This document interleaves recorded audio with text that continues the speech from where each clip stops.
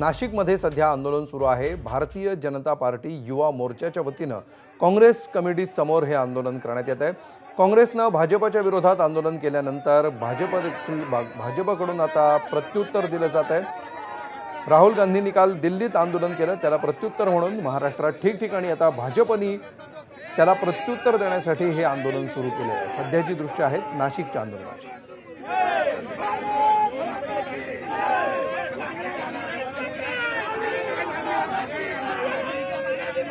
नाशिकच्या red cross signal जवळ भाजप युवा मोर्चाचे पदाधिकारी एकत्र आलेले आहेत।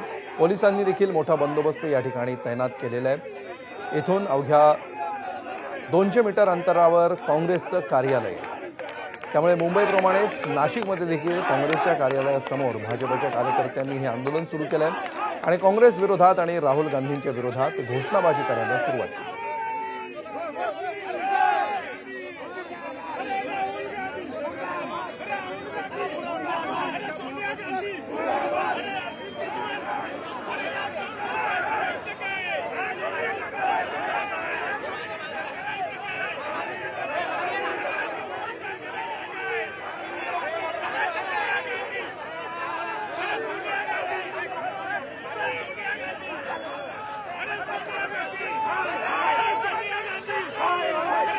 तर महाराष्ट्रातल्या सर्व प्रमुख शहरांमध्ये हे आंदोलन होत आहे। मुंबईमध्ये काही वेळापूर्वीच हे आंदोलन सुरू झालं आहे, त्यानंतर पुण्यामध्ये आणि आता नाशिकमध्ये सुद्धा हे आंदोलन, नाशिकमधल्या आंदोलनाची ही थेट दृश्य आपण बघतो आहोत।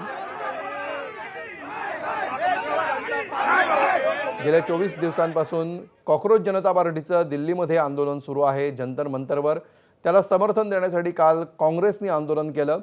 राहुल गांधींनी पंतप्रधानांच्या निवासस्थानासमोर ठिय्या मांडला आणि याचा निषेध सध्या भाजपकडून केला जातोय।